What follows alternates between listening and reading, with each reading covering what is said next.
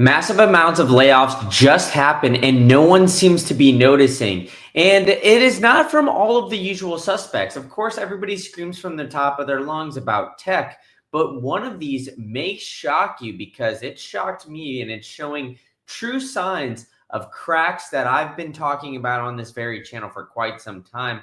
But first, let's dive in to some of the less surprising layoffs coming from Meta, because a lot of these tech industries, and if you guys have been following the channel, know I've been talking about the potential of this giant AI bubble that I believe we are in. A lot of these companies, well, they have bloated up their entire company with all of these different AI positions. And so now that this AI isn't becoming profitable right from the jump, they're having to lay off massive amounts of their workforce. Now, so Meta, I mean, at this point, we'll call them Meta, but everybody knows them as Facebook. But they're laying off 600 employees within the AI unit alone. And so these cuts did not impact their TBD labs, which includes some of their top tier hires, allegedly. But these layoffs look like Meta is growing way too quickly, and unfortunately, not coming through with as much of the AI-ness or AI profitability as they originally thought. And we're seeing more headlines like this. Microsoft manager says why he's ready to say goodbye to big tech after multiple decades. Because I think that big tech suffered from something. They suffered from success. I mean, to be quite honest, if you look at these guys, they have legitimately had a generational run where there's nothing wrong with that. They've literally had one of the best runs that we've seen with massive amounts of just fluff being pumped into them. A lot of that fluff originally came from like the DEI department. So everybody was looking at it as saying, okay, well, you know what? At the end of the day, we don't need to worry about all this. We'll hire, some HR hires. We'll do all these different things. But now we're looking at it and saying, instead of these HR hires, we're going to try to expand. We're trying to expand really quickly and go into AI. And everybody's saying AI is taking all of these jobs. On the flip side of things, I think AI gained a bunch of jobs and fluffed up a lot of these companies a lot quicker than one might think. And if you really break down the job number statistics and go through all of this, we saw, the job numbers really grow slowly throughout this year. I've been covering it for quite some time on this channel. So if you have come in and seen this, or if you've seen this for the first time, please hit that subscribe button. I'm literally one away from 400. So help me get there. But we've seen the jobs number get written down by nearly 1 million jobs earlier this year. The U.S. creating literally nearly 1 million fewer jobs in this year through March. And the job market has been a topic of, let's call it, angst for investors for quite some time, because if you really take a step back and look at how all of these investors are looking at the jobs, it seems like the United States is growing very quickly. But on the flip side of it, they keep having to revise these job numbers. The data that they keep getting is extremely poor. And the reality is that the Fed would have cut interest rates if these job numbers came back and they were poor earlier on. So when we're looking at all of this and we really take a step back and analyze the job market, you're like, okay, well, we have big tech, AI boom, and then we have the male graduates getting hired at a historically low pace. Yes, you heard that right. The first right out of college graduates are getting just absolutely taken to the woodshed because inflation is absolutely killing them. And then they're not getting hired because the overall companies are using AI to improve those middle management positions. So they're becoming more efficient. So they don't need to hire those low-end analysts or, those new people who are coming to chop at the bit. So they need a way to differentiate themselves. Now, on the flip side of all of this, everybody's saying AI is taking all these jobs. But if you take a step back and look, Target's also laying off 1,000 employees and cutting 800 job openings ahead of the holiday rush, which I think is extremely interesting because in the United States, let's just face it, consumer staples such as Walmart, Target, you name it, these guys are always the guys that we think are a good gauge of the overall economy, right? Because if they are all okay, if they are able to, keep it churning, and we just see big tech absolutely hurting, then it's not an issue, right? Because it's just, oh, big tech was too fluffed up.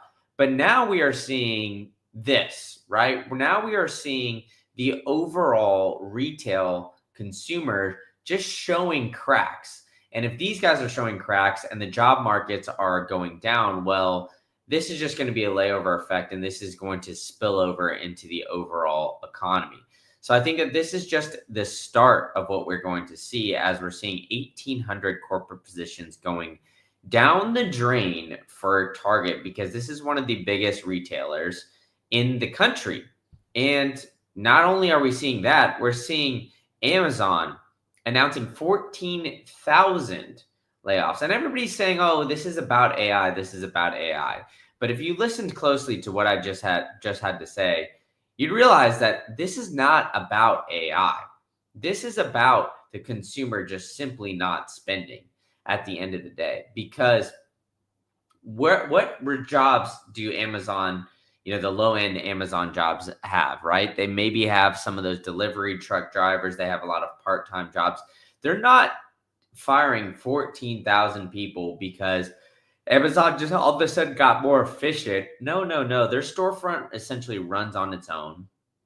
All of these jobs that could be taken by AI that are not physical warehouse positions are, still the ones that are getting laid off here. It's not the specific AI replacement jobs. And if you look at this, all of these guys are saying, oh, it's going to change the way work is being done, because the layoffs just keep coming. But they don't describe who they are laying off in this. And this is why I think that it's not to do with AI, because if it was AI coming for real jobs, well, they would have all of these things. Look, they're using AI tools for HR workflows, code generation. But at the end of the day, if any of you guys have used AI, you know that AI is still not perfect. You need a human in order to go through that. So AI sure can speed things up, can really help out. But at the end of the day, AI is still something that, we need to have, a human look over all of this code. So it's not taking all of the jobs, let's say. It might just be taking some of those lower end jobs. And the tech field is going to get a nice little boost here as we keep it all going through, with the interest rate cuts that are coming here in less than 2 days, in a day and 3 hours, allegedly. Because, 96.7% chance that we see this happening. And like I said before, I think that when we're looking at the overall tech industry and, the potential of these interest rate cuts, we're going to see this come through. And all of this is just looking at these tech breakdowns, right? So there's been a lot of firings here throughout these past few months. I mean, look at these layoffs. February down through, August and September, there's thousands of jobs getting laid off or having layoffs with Meta, Amazon, Google, Cisco. All of these companies are now laying off, where in 2024, there were a lot less per day, or a lot around the same amount per day. But everybody's saying that these AIs are driving layoffs, but it's a convenient excuse for downsizing after pandemic era overhiring. Look at that. With only 1% of service firms actually reporting it, AI is the reason. So, I mean, everybody is trying to point to AI and saying, hey, this is it. Of course, I'm using AI, and this is what AI is telling me. So it's kind of ironic here. But at the end of the day, I truly don't believe it is AI. I think that that is the cheap excuse. Of course, interest rates have been high. The dollar has been at, basically trying to grasp at straws here and breathe for air.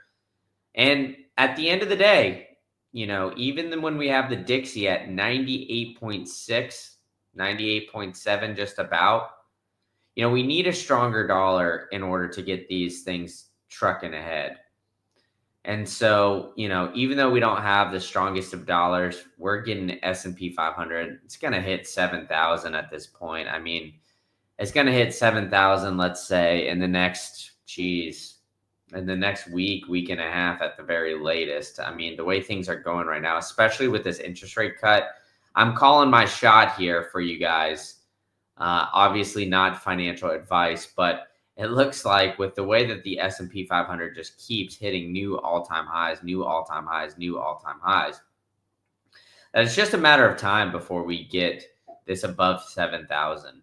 So the S&P 500 on that generational run, even though we've got massive amounts of layoffs, the likes of Meta and Amazon make a bunch of sense because everybody's saying, oh, it's tech. But when you take a step back and really look at Target potentially laying off, or not potentially, but Target laying off 1,800 jobs, you really got to ask yourself what the hell is going on here and what is going on. And, at the end of the day, this shows a lot of weakness in the economy.